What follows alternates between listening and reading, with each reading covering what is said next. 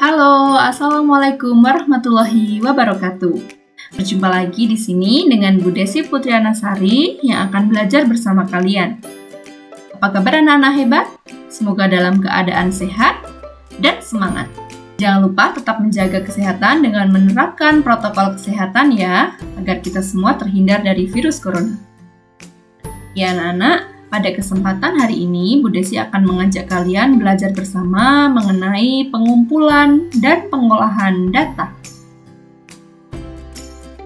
Yang akan kita pelajari hari ini adalah yang pertama, pengumpulan data, yang kedua, tentang pengolahan data, dan yang ketiga, penyajian data.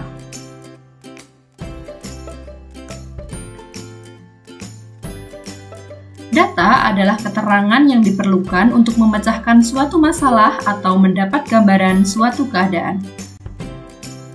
Contoh data, yang pertama data hasil ujian siswa, ada data skor pertandingan bola, ada data tinggi badan siswa, dan ada data penduduk, serta masih banyak lagi data-data yang lain.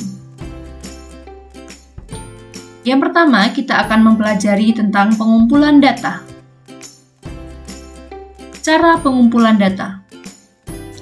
Yang pertama, secara langsung. Pengamatan langsung dengan aktivitas pengamatan terhadap objek secara langsung dan mendetail untuk menemukan informasi. Yang kedua, bisa dilakukan melalui angket atau kuesioner dengan mengajukan pertanyaan tertulis untuk dijawab secara tertulis pula oleh responden. Yang ketiga, ada wawancara, tanya jawab langsung antara peneliti pewawancara dengan narasumber. Dapat pula melalui telepon, video call, email, dan lain-lain. Untuk pengolahan data, yaitu bisa melalui pengolahan min atau rata-rata. Mencari modus atau nilai yang sering muncul, dan mencari median atau nilai tengahnya. Kita akan mempelajari satu persatu ya anak-anak. Min. Min adalah nilai rata-rata dari keseluruhan data yang didapat. Nilai rata-rata diperoleh dengan menjumlahkan seluruh nilai kemudian dibagi dengan banyaknya data. Rata-rata rumusnya yaitu jumlah banyak data dibagi banyak data. Contohnya, ada nilai ulangan matematika 5 anak adalah sebagai berikut, 90, 80, 70, 60, dan 70. Berapa ya nilai rata-rata dari kelima anak tersebut? Maka kalian harus menjumlahkan dulu seluruh nilainya, kemudian dibagi jumlah anaknya. Hasilnya menjadi 370 dibagi 5 adalah 74. Seperti itu ya mencari rata-rata. Kemudian kita akan belajar mengenai modus. Apa itu modus? Modus merupakan nilai yang paling sering muncul di dalam data tersebut.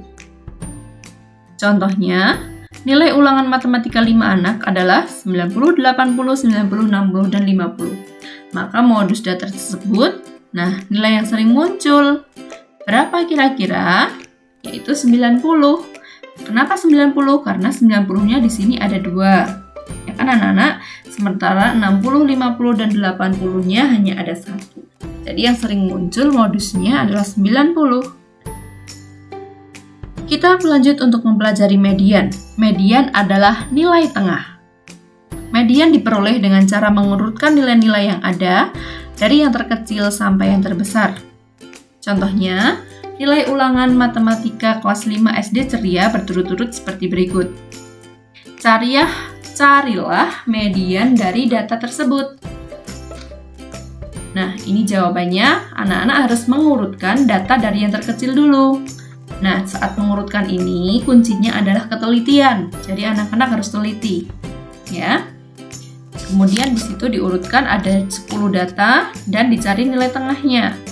Yang tengah adalah 70 dan 70 karena ini merupakan data genap ya. Ambil nilai yang ada di tengah-tengah. Jika banyak datanya genap, maka ambil 2 nilai yang di tengah kemudian dibagi 2. Seperti contoh soal di atas, karena banyak data ada 10 atau genap, maka kita ambil 2 nilai yang ada di tengah, yaitu 70 dan 70. Jadi mediannya adalah 70, ya anak-anak, karena nilainya sama. Kalau nilainya berbeda, ya anak-anak bisa menjumlahkan lalu dibagi 2. Seperti itu ya, itu cara mencari median. Baik anak-anak, kita akan lanjut ke materi yang ketiga, yaitu penyajian data.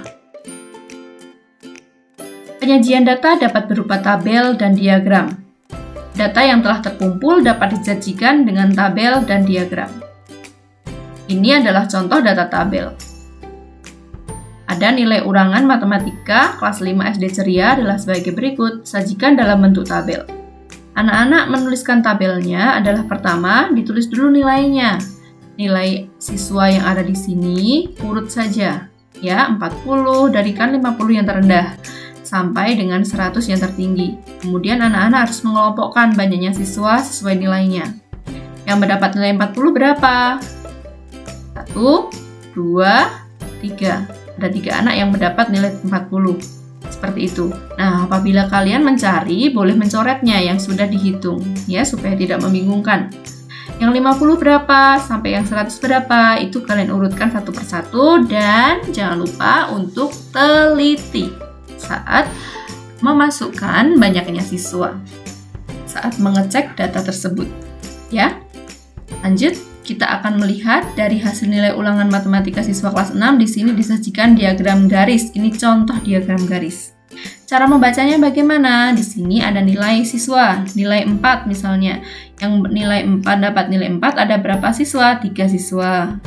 Yang mendapat nilai 5 ada berapa siswa? 4 siswa. Yang paling banyak nilai 8. Nilai 8 berapa? 11 siswa.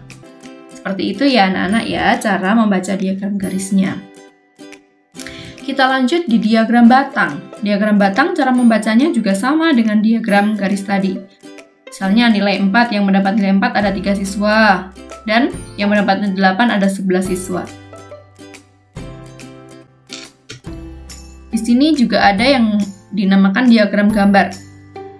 Diagram gambar ini menyatakan banyaknya siswa yang mendapat nilai 4 ada 3 orang. 1, 2, 3, begitu ya cara membacanya.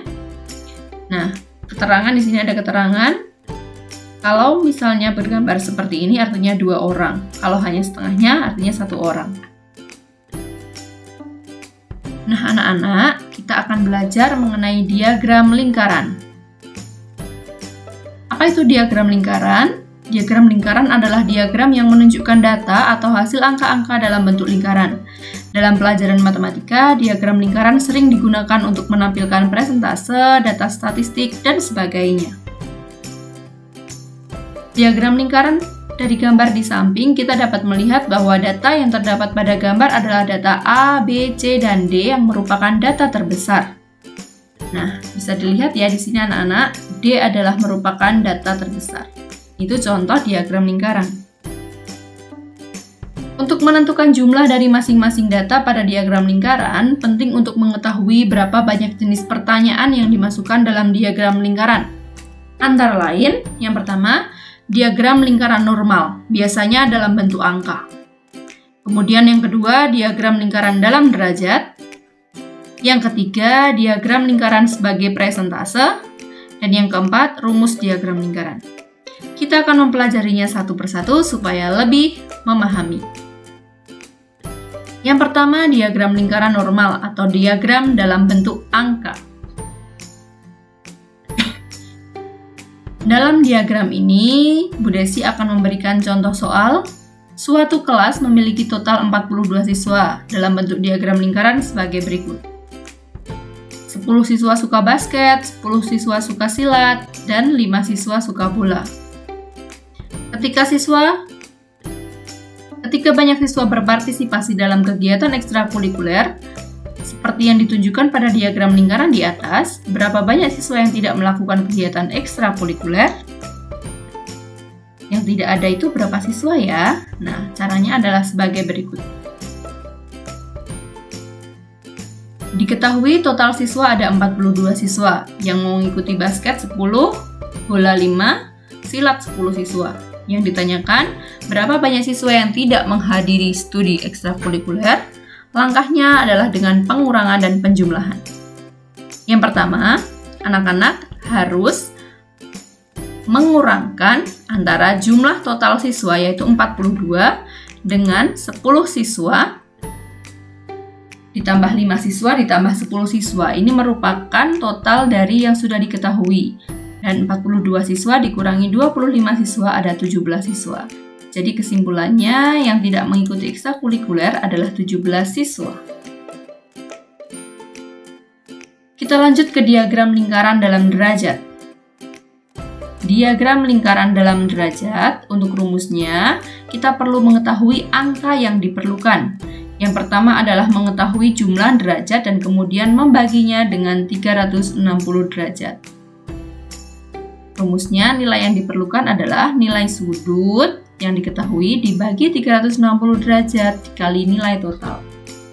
Contohnya adalah sebagai berikut. Contohnya adalah sebagai berikut. Sebuah sekolah memiliki 1.260 siswa. Di sekolah ini siswa harus menghadiri ekstrakurikuler. Ketika siswa mengambil program ekstrakurikuler dibentuk menjadi diagram lingkaran dalam bentuk derajat seperti pada gambar di samping. Berapa banyak siswa yang mengikuti ekstrakurikuler musik? Di sini adalah yang diketahui basket, silat, bola, sementara musik belum diketahui. Untuk mencarinya, anak-anak harus menuliskan yang diketahui dulu. Seluruh siswanya 1.260, ekskul basketnya 130 derajat, dan lain-lain. Yang ditanyakan jumlah siswa yang memilih ekskul musik. Cara menjawabnya, anak-anak harus mengurangkan total keseluruhan derajatnya. Dalam satu lingkaran ini, total derajatnya adalah 360 derajat. Ingat-ingat ya, dikurangi. Nah, kalian harus menjumlahkan yang diketahui. Ekskul basket ditambah bola ditambah silat itu dijumlahkan dulu. Setelah itu baru dikurangkan, barulah ketemu derajatnya. Jadi yang musik itu adalah 50 derajat. Kemudian gunakan rumus untuk menentukan jumlah siswa yang memilih ekskul musik. Jumlah siswa yang memiliki ekskul musik yaitu musik dibagi 360 derajat dikali total jumlah total siswa. Dan hasilnya adalah 175 siswa. Jadi kesimpulannya yang memilih ekskul musik adalah 175 siswa. Lanjut kita akan masuk ke pembahasan materi diagram lingkaran dalam presentase. Ketika ditanya jumlah digit, pertama yang harus dilakukan adalah mencari presentase data itu lalu kalikan dengan jumlah total digit. Setelah itu dibagi dengan 100%. Contohnya di sini mengenai rumusnya dulu yaitu. Nah, di sini akan menyajikan rumus dulu. Yang pertama, nilai presentase dibagi 100% dikali nilai total. Contohnya ada dalam diagram itu. Diketahui dari diagram lingkaran di samping bahwa total dagangan yang dijual oleh pedagang adalah 300. Tentukan berapa jumlah pakaian anak-anak yang dijual oleh penjual pakaian. Anak-anak tuliskan dulu yang diketahui. Total pakaian 300 buah. Pakaian remaja 40%. Pakaian dewasa 38%, sementara baju anak ini belum diketahui. Nah, kita akan mencari dulu persentasenya. 100% ya kan, kalau keseluruhan total persen adalah 100%. Dikurangi baju remaja ditambah baju dewasa. Kemudian gunakan rumus untuk menentukan jumlah pakaian anak-anak. Jumlah baju anak yaitu persentase baju anak dibagi 100% dikali nilai total. 22/100 dikali nilai totalnya tadi 300 buah pakaian. Hasilnya adalah 66 buah. Jadi kesimpulannya jumlah baju anak yang dijual oleh penjual pakaian adalah 66 buah.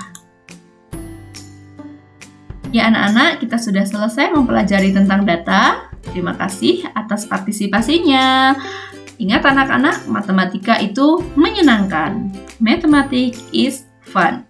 Semoga yang sedikit ini bisa bermanfaat untuk kalian dan tetap semangat belajar ya. Terima kasih atas perhatiannya. Bu Desi sampaikan juga permintaan maaf apabila dalam penyampaiannya ada salah-salah kata. Sampai jumpa di pertemuan selanjutnya. Wassalamualaikum warahmatullahi wabarakatuh.